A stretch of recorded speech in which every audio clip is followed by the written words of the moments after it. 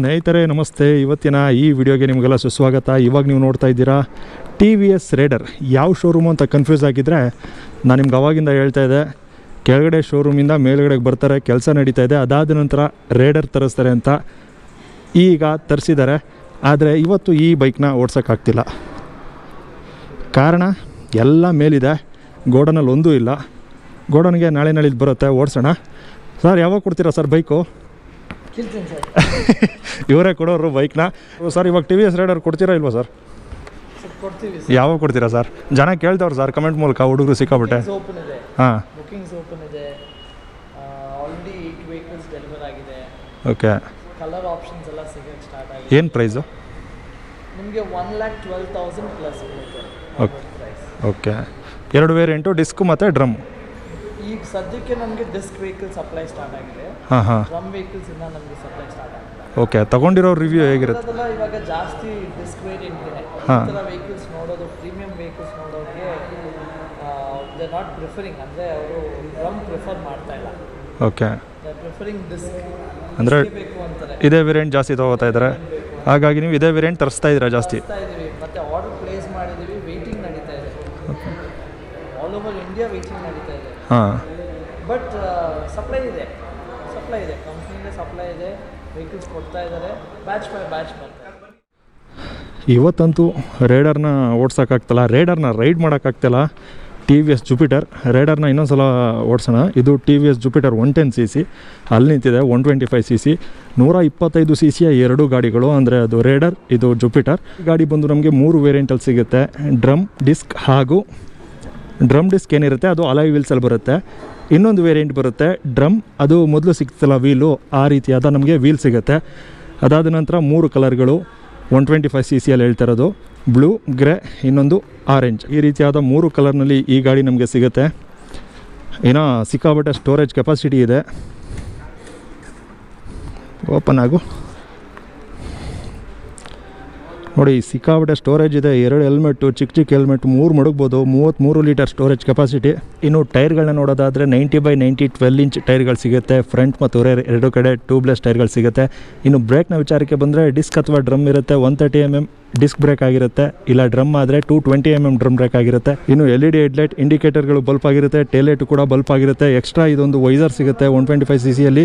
ಮತ್ತು ಇಂಜಿನ್ ಬಗ್ಗೆ ಹೇಳಬೇಕು ಅಂತಂದರೆ ಸೇಮ್ ಇಂಜಿನ್, ಅಂದರೆ ಇದರಲ್ಲಿ 2 valve ಇಂಜಿನ್ ಆಗಿರುತ್ತೆ, ಅದು 3 valve ಇಂಜಿನ್ ಆಗಿರುತ್ತೆ. 124.8cc ಇಂಜಿನ್ ಇದು, ಮತ್ತು ರೈಡರ್ ಎರಡು ಬೈಕುಗಳದು. ಇದು ಸ್ಕೂಟರು, ಅದು ಬೈಕು. ಅದಾದ ನಂತರ ಪವರ್ ಇದರಲ್ಲಿ ಕಡಿಮೆ, ಅದರಲ್ಲಿ ಜಾಸ್ತಿ ಇರುತ್ತೆ. ಅದಾದರೆ 124.8cc ಇಂಜಿನ್ ಇದಾಗಿದ್ದು, single cylinder 4 stroke air cooled engine, FI engine ಆಗಿರುತ್ತೆ. 2.15 bhp, 10.5 Nm ಟಾರ್ಕ್ನ ಹೊಂದಿರುತ್ತೆ. ಸ್ನೇಹಿತರೆ ಬನ್ನಿ ಗಾಡಿ ಓಡಿಸೋಣ. ಗಾಡಿ ಸ್ಟಾರ್ಟ್ ಆದರೆ ಯಾವ ರೀತಿ ಸೌಂಡ್ ಆಗುತ್ತೆ ಗೊತ್ತಾ? ಈ ಥರ ಸ್ಟಾರ್ಟ್ ಆದರೆ ಸೌಂಡ್ ಆಗ್ತಾ ಇರುತ್ತೆ. ಯಾಕಂತಂದರೆ side stand engine cut off ಇರುತ್ತೆ, ಗಾಡಿ ಸ್ಟ್ಯಾಂಡ್ ತೆಗಿದೆ ಆನ್ ಆಗಲ್ಲ, ಮತ್ತು ಗಾಡಿ ಸ್ಟ್ಯಾಂಡಲ್ಲಿದ್ದರೆ ಈ ರೀತಿ ಸೌಂಡ್ ಆಗ್ತಾ ಇರುತ್ತೆ ನೋಡಿ. ಸೌಂಡ್ ಸ್ಟಾಪ್ ಆಯಿತು. 165 mm ಗ್ರೌಂಡ್ ಕ್ಲಿಯರೆನ್ಸ್ ಇರುತ್ತೆ, 765 mm ಸೀಟ್ ಹೈಟ್ ಇರುತ್ತೆ. ಇನ್ನು ಫ್ಯೂಲ್ ಕ್ಯಾಪ್ ಇಲ್ಲಿರುತ್ತೆ.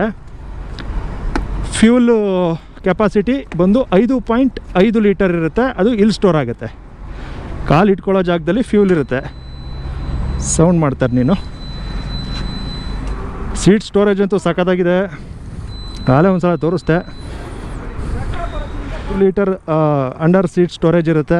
3 ಹೆಲ್ಮೆಟ್ಟು, 2 ಹೆಲ್ಮೆಟ್ಟು ಏನು ಇಡ್ಬೋದು ಗುರು. ಈ ಕಡೆ ಪೂರ್ತಿ ಅಕ್ಕಿ, ರಾಗಿ, ಗೋಧಿ ಏನಾದ್ರು ತುಂಬ್ಕೊ ಹೋಗಿ, ಸೊಸೈಟಿಗೆ ಹೋಗಿ. ಅದಾದ ನಂತರ ಒಳ್ಳೆ ಗ್ರ್ಯಾಬ್ರಲ್ಲಿದೆ, ಒಳ್ಳೆ ಬಿಲ್ಡ್ ಕ್ವಾಲಿಟಿ. ಇದು ಬಿಲ್ಡ್ ಕ್ವಾಲಿಟಿಗಿಂತ ಟೆಕ್ನಾಲಜಿ ಸರಿಯಾಗಿದೆ. ಇನ್ನು ಅದು ಬಿಟ್ಟರೆ ಸೆಮಿ ಡಿಜಿಟಲ್ ಇನ್ಸ್ಟ್ರೂಮೆಂಟ್ ಕ್ಲಸ್ಟರ್ ಸಿಗುತ್ತೆ, ಸ್ಪೀಡೋಮೀಟರ್, ಓಡೋಮೀಟರ್ ಡಿಜಿಟಲಲ್ಲಿ ಸಿಗುತ್ತೆ. ಹೆಲ್ಮೆಟ್ ವೇರ್ ಮಾಡ್ಕೊಳ್ಳಿ ಅಂತ ಒಂದು ಸಿಗ್ನಲ್ ಇರುತ್ತೆ. ಫ್ಯೂಲ್ ಕ್ಯಾಪು, ಫ್ಯೂಲ್ ಇಲ್ಲೇ ಹಾಕ್ಸ್ಬೇಕು. ಇನ್ನು ಹೆಚ್ಚಿನ ಮಾಹಿತಿಗೆ ಇಲ್ಲಿ ಬನ್ನಿ ಕೇಳ್ಕೊಳ್ಳಿ, ಮೇಲೆ ಅವರೆಲ್ಲ ಮಾಹಿತಿ ಕೊಡ್ತಾರೆ. ಆದಮೇಲೆ 2 ರೈಡಿಂಗ್ ಮೋಡ್ಗಳಿರ್ತವೆ. ನೀವು ಜಾಸ್ತಿ ಸ್ಪೀಡಲ್ಲಿ ಹೋಗ್ತಾಯಿದ್ರೆ ಪವರ್ಗೆ ಬರುತ್ತೆ, ಇಲ್ಲ ಅಂದರೆ ಈಕೋಲ್ ಇರುತ್ತೆ. ಈಕೋದಲ್ಲಿ ನಿಮಗೆ ಮೇಂಟೈನ್ ಆಗ್ತಾಯಿದೆ ಮೈಲೇಜು ಅಂತ. ಪವರ್ಗೆ ಬಂದರೆ ನಿಮಗೆ ಟಾಪ್ ಎಂಡ್ ಚೆನ್ನಾಗಿ ಹೋಗುತ್ತೆ, ಮೈಲೇಜ್ ಸ್ವಲ್ಪ ಡ್ರಾಪ್ ಆಗುತ್ತೆ ಅಂತ ಅರ್ಥ. ಇನ್ನು ಟ್ರಿಪ್ ಎ, ಟ್ರಿಪ್ ಬಿ ಇರುತ್ತೆ. ಫ್ಯೂಲ್ ಗೇಜ್, ತದನಂತರ ಆ್ಯಾವ್ರೇಜ್ ಫ್ಯೂಲ್, ಮತ್ತು ನಿಮ್ಮ ಗಾಡೀಲಿ ಎಷ್ಟು ಫ್ಯೂಲ್ ಇದೆ, ಎಲ್ಲಿ ತನಕ ಹೋಗ್ಬೋದು ಅಂತಲೂ ತೋರಿಸುತ್ತೆ. ಈ ರೀತಿ ಚೆನ್ನಾಗಿದೆ ಗುರು. ಅದಾದ ನಂತರ ಇಲ್ಲೊಂದು ಇಂಡಿಗೋ ಅಂದ್ಬಿಟ್ಟು ಟೆಕ್ನಾಲಜಿ ಇರುತ್ತೆ, ಇಂಟೆಲಿಜಿಗೋ ಅಂದ್ಬಿಟ್ಟು ಒಂದು ಟೆಕ್ನಾಲಜಿ ಇರುತ್ತೆ. ಆನ್ ಆ್ಯಂಡ್ ಆಫ್ ಮಾಡ್ಕೋಬೋದು. ಆನ್ ಮಾಡಿಕೊಂಡ್ರೆ ನಿಮಗೆ ಯಾವುದಾದ್ರು ಟ್ರಾಫಿಕ್ನಲ್ಲಿದ್ದಾಗ ಗಾಡಿ ಅದಾಗೆ ಅದು ಆನ್ ಆಗುತ್ತೆ, ಸ್ವಲ್ಪ ಅಕ್ಲರೇಷನ್ ಕೊಟ್ಟರೆ ಗಾಡಿ ಮುಂದೋಗುತ್ತೆ. ಈ ರೀತಿಯಾದ ಟೆಕ್ನಾಲಜಿಗಳೆಲ್ಲ ಅಳವಡಿಸಿದ್ದಾರೆ. ತುಂಬ ಚೆನ್ನಾಗಿದೆ, ಕಂಫರ್ಟ್ ಆಗಿದೆ, ಕಾಲಿಟ್ಕೊಳ್ಳೋಕ್ಕೂ ಚೆನ್ನಾಗಿದೆ. ಗಾಡಿ ಓಡಿಸೋಣ ಬನ್ನಿ, ಜಾಸ್ತಿ ಮಾತಾಡೋದು ಬೇಡ. ಸೈಲೆಂಟ್ ಸ್ಟಾರ್ಟು, ಅದೊಂದು ಟೆಕ್ನಾಲಜಿ. ಸೈಲೆಂಟ್ ಸ್ಟಾರ್ಟ್ ಆಗುತ್ತೆ. ಬರಪ್ಪ ಹೋಗೋಣ. ರೋಡ್ ಸರಿ ಇಲ್ಲ ಆದರೂ ಬಂದಿದ್ದೀನಿ. ಚೆನ್ನಾಗಿದೆ, ಸ್ಮೂತಾಗಿದೆ, ಏನಂತ ಕುತುಕ್ಲು ಪತಕ್ಲು ಅಂತ ಅನ್ನಿಸ್ತಲ್ಲ.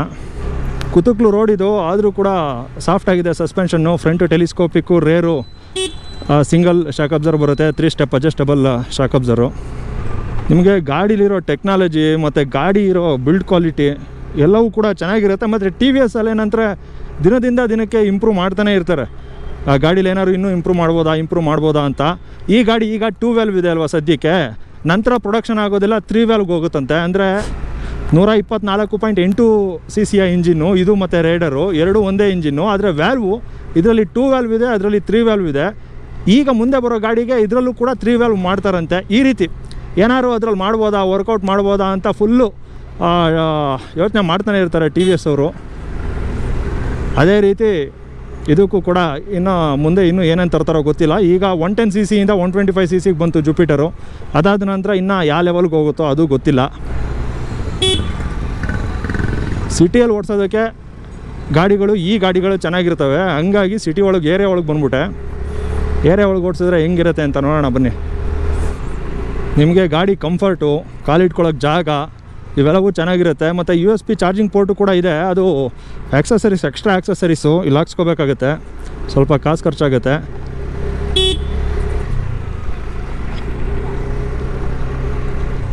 ಇನ್ನು ಈ ಗಾಡಿಗೆ ಪವರ್ ಸಾಕು, 8 bhp 10 Nm ಟಾರ್ಕ್ ಈ ರೀತಿ ಇರುತ್ತೆ. ಇದೇ ಇಂಜಿನಲ್ಲಿ ಜಾಸ್ತಿ ಪವರ್ ಬೇಕು ಅಂದರೆ ರೈಡರ್ಗೆ ಹೋಗ್ಬೋದು, ಅದು ಬೈಕ್ ಕ್ಯಾಟಗರಿಗೆ ಬಂದ್ಬಿಡುತ್ತೆ. ಇದು ಮೊಪೆಡ್ ಸ್ಕೂಟರು, ಆರಾಮಾಗಿ ಹುಡುಗಿರೆಲ್ಲ ಓಡಿಸ್ಬೋದು. ಈ ರೀತಿ ಇರುತ್ತೆ. ಸಸ್ಪೆನ್ಷನ್ಗಳು ಚೆನ್ನಾಗಿದ್ದಾವೆ ಗುರು. ಇನ್ನು ಈ ಗಾಡಿ ಓಡ್ತಾ ಇರೋದು 2 ಕಿಲೋಮೀಟ್ರು. ಇನ್ನೂ ಗಾಡಿ ಸಿಟ್ಟಿಂಗ್ ಕೂರಬೇಕು, ಇಂಜಿನ್ ಸಿಟ್ಟಿಂಗ್ ಕೂರಬೇಕು. ನಂತರ ಸಸ್ಪೆನ್ಷನ್ಗಳು ಇನ್ನೂ ಆಯಿಲೆಲ್ಲ ಮಿಕ್ಸ್ ಆಗಿ ಇನ್ನೂ ಸಖತ್ತಾಗುತ್ತೆ ಇನ್ನು ಮುಂದೆ. ಈಗಲೇ ಇಷ್ಟು ಚೆನ್ನಾಗಿದೆ.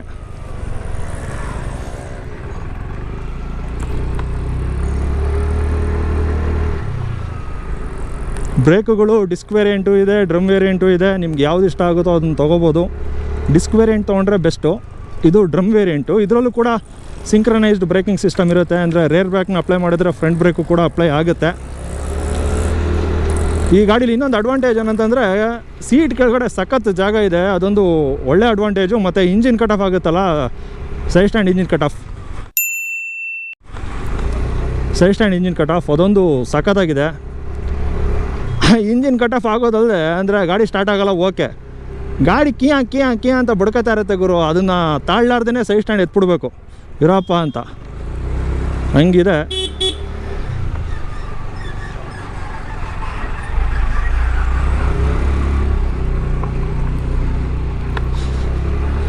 ಮತ್ತು ಇನ್ನೊಂದೇನಂತಂದರೆ ನಿಮಗೆ ಫ್ಯೂಲ್ ಸೇವ್ ಆಗುತ್ತೆ.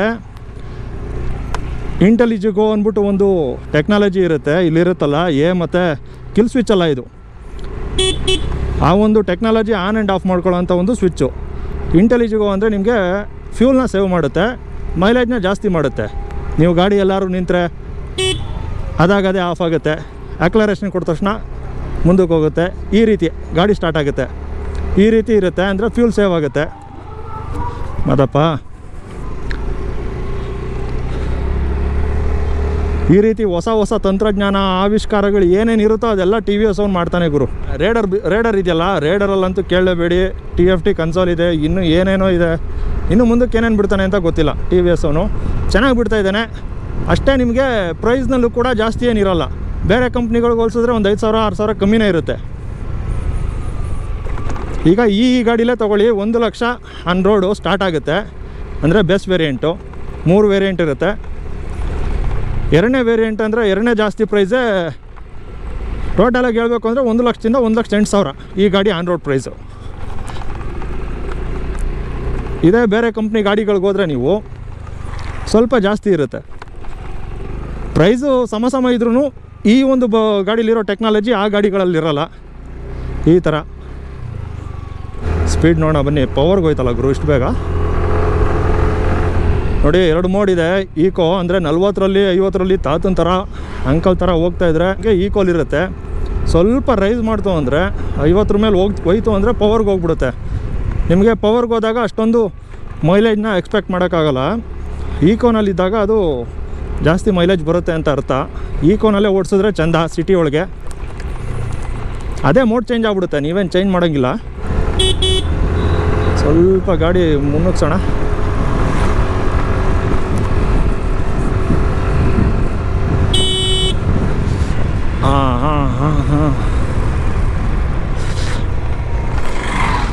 ಹಾಂ ಫೋನ್ ಬರ್ತಾಯಿತ್ತ ನನಗೆ, ವೈಬ್ರೇಷನ್ ಆದಂಗಾಯ್ತು. ನೋಡ್ತೀನಿ ರೀ.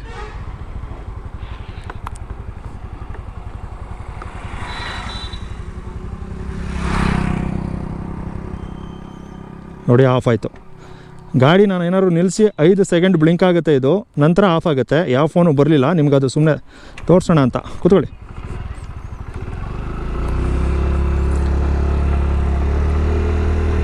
ರೆಡ್ ಸಿಗ್ನಲ್ ಬಿತ್ತು ಗಾಡಿ ಆಫ್ ಮಾಡಲ್ಲ ಸುಮಾರು ಜನ.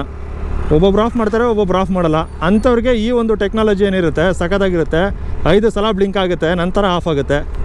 ಸ್ಟಾರ್ಟಿಂಗು ಒಂದು ಗಾಡಿ ಆ ಒಂದು ಸೆನ್ಸರ್ ಏನಿರುತ್ತೆ ಅದಕ್ಕೆ ಗೊತ್ತಾಗಬೇಕು ಗಾಡಿ ಓಡಿಸ್ತಾ ಇದ್ದೀರಾ ನೀವು ಅಂತ. ಅಲ್ಲಿವರೆಗೂ ಅದು ತನ್ನ ಕಾರ್ಯ ನಿರ್ವಹಿಸಲ್ಲ, ಕೆಲಸ ಏನಿರುತ್ತೆ ಅದನ್ನು ಮಾಡಲ್ಲ ಅದು. ಅದಾದ ನಂತರ ಅದಕ್ಕೆ ಗೊತ್ತಾದಾಗ ನೀವು ಗಾಡಿ ಓಡಿಸ್ತಾ ಇದ್ದೀರಾ ಅಂತ ಅಂದಾಗ ಸ್ವಲ್ಪ ಇಂಜಿನ್ ಹೀಟ್ ಆದಾಗ ಅದು ಆ್ಯಕ್ಟಿವೇಟ್ ಆಗುತ್ತೆ. ಅದಾದ ನಂತರ ಕೆಲಸ ಶುರು ಮಾಡುತ್ತೆ ಅದು. ನೀವೆಲ್ಲರೂ ಗಾಡಿ ನಿಲ್ಲಿಸಿದ್ರೆ ಫೋನ್ ಗೀನ್ ಬಂತು, ಸಿಗ್ನಲ್ ಗಾಡಿ ಹಾಕಿದ್ರೆ ಆವಾಗ ಆಫ್ ಆಗುತ್ತೆ ಗಾಡಿ. ಅಕ್ಲರೇಷನ್ ಕೊಟ್ಟರೆ ಆನ್ ಆಗುತ್ತೆ. ಚೆನ್ನಾಗಿದೆ ಅಲ್ಲ.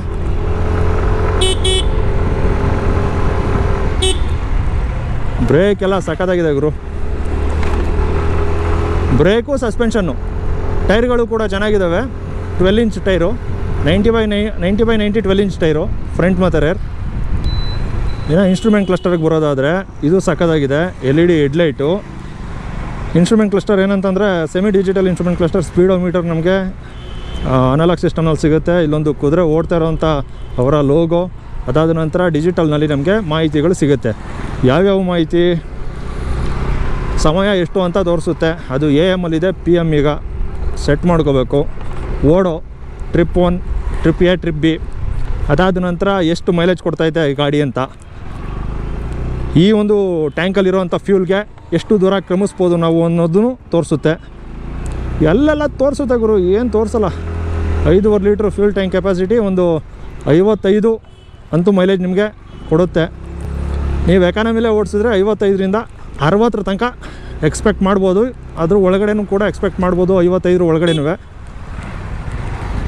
ನೀವು ಪವರ್ನಲ್ಲಿ ಓಡಿಸಿದ್ರೆ. ಈ ಗಾಡಿ ಎಲ್ಲ ಓಡಿಸ್ಬೋದು ಗುರು. ಹುಡುಗಿರಿಗೆ, ಅಂಕಲ್ಲು, ಅಜ್ಜ, ತಾತ ಇವ್ರಿಗೆ ಅಂತಲ್ಲ, ಹೈಟಾಗಿರೋರು ಹುಡುಗರು ಕೂಡ ಓಡಿಸ್ಬೋದು. ನನಗೂ ಕೂಡ ಕಂಫರ್ಟ್ ಆಗಿದೆ ಈ ಗಾಡಿ. 511 ಈ ರೀತಿ ಇರೋರಿಗೆಲ್ಲ ಕಂಫರ್ಟ್ ಇರುತ್ತೆ ಕಾಲಿಟ್ಕೊಳ್ಳೋಕ್ಕೆ. ಅದಾದ ನಂತರ ಕುಳ್ಳುಗಿರೋರ್ಗಂತೂ ಇನ್ನೂ ಕಂಫರ್ಟ್ ಇರುತ್ತೆ. ಹುಡುಗಿರಿಗೆ ಅಂತ ಹೇಳಿ ಮಾಡಿಸಿದ ಗಾಡಿ ಇದು. ಹುಡುಗಿರಿಗೆ, ಅಂಕಲ್ಗಳಿಗೆ.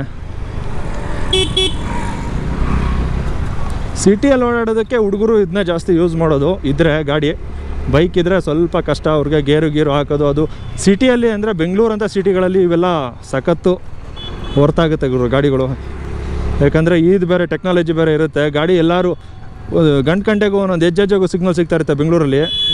ಅದೇ ಆಫ್ ಆಗುತ್ತೆ, ಅಕ್ಲರೇಷನ್ ಕೊಟ್ಟರೆ ಗಾಡಿ ಮುಂದೋಗುತ್ತೆ. ಅಂದರೆ ಬೆಂಗಳೂರು ಅಂತ ಸಿಟಿಗಳಿಗೆ ಸಖತ್ ಹೊರ್ತಾಗುತ್ತೆ ಇದು ಗಾಡಿ. ಇನ್ನು ಬಜೆಟ್ ಲೆಕ್ಕಕ್ಕೆ ಬಂದರೆ 1 ಲಕ್ಷದಿಂದ 1,08,000ವರೆಗೆ ಸಿಗುತ್ತೆ. 3 ವೇರಿಯಂಟು. 3 ವೇರಿಯಂಟಲ್ಲಿ ಮೊದಲು ಬರ್ತಿತ್ತಲ್ಲ ವೀಲು, ಆ ಥರ ವೀಲ್ಗೆ ಹೋದರೆ ನಿಮಗೆ 1 ಲಕ್ಷ ಆಗುತ್ತೆ. ಅಲಾಯ್ ವೀಲು ಡ್ರಮ್ಮಿಗೆ ಬಂದರೆ ನಂತರ 1,03,000 4,000 ಆಗುತ್ತೆ. ಅಲಾಯ್ ವೀಲ್ ಡಿಸ್ಕಿಗೆ ಬಂದರೆ 1,08,000 ಆಗುತ್ತೆ. ನೋಡಿ, ಸ್ಟ್ಯಾಂಡ್ ಓಪನ್ ಆದ ತಕ್ಷಣ ಸಿಗ್ನಲ್ ಬರ್ತಾ ಇರುತ್ತೆ. ಗಾಡಿ ಆಫ್ ಆಯಿತು, ನಾನೇನು ಆಫ್ ಮಾಡಿಲ್ಲ. ಗಾಡಿ ಅದಾಗೆ ಅದು ಆಫ್ ಆಗುತ್ತೆ ಅಂತ ಕಿಲ್ ಸ್ವಿಚ್ಚು ಕೊಟ್ಟಿಲ್ಲ ಇವರು. ನೋಡಿ, ಸ್ಟ್ಯಾಂಡ್ ಕೆಳಗಡೆ ಇದೆ ಅಂತ ಇಲ್ಲೂ ಸಿಗ್ನಲ್ ಕೂಡ ಇದೆ. ಸರಿಯಾಗಿದೆ ಗುರು ಗಾಡೀಲಿ. ಇನ್ನು ಈ ಗಾಡಿ ಟೆಸ್ಟ್ ರೈಡ್ ಮಾಡಬೇಕು ಅಂತಂದರೆ, ಈ ಗಾಡಿ ಬಗ್ಗೆ ತಿಳ್ಕೊಬೇಕು ಅಂತಂದರೆ ಪ್ರಯಾಗ್ TVS ಮಂಡ್ಯ ಶೋರೂಮು. ಈ ಒಂದು ಶೋರೂಮ್ನ ಅಡ್ರೆಸ್ನ ಡಿಸ್ಕ್ರಿಪ್ಷನಲ್ಲೂ ಕೂಡ ಮೆನ್ಷನ್ ಮಾಡಿರ್ತೀನಿ, ಹಾಗೂ ಫೋನ್ ನಂಬರ್ ಕೂಡ ಮೆನ್ಷನ್ ಮಾಡಿರ್ತೀನಿ. ಏನಾದ್ರು ಇದ್ದರೆ ವಿಚಾರಣೆ ಮಾಡ್ಬೋದಾಗಿರುತ್ತೆ ಅಂತ ಹೇಳ್ತಾ ಈ ಒಂದು ವಿಡಿಯೋನ ಮುಗಿಸ್ತಾ ಇದ್ದೀನಿ. ಮತ್ತೊಂದು ವಿಡಿಯೋದಲ್ಲಿ ಸಿಗೋಣ. ಧನ್ಯವಾದಗಳು.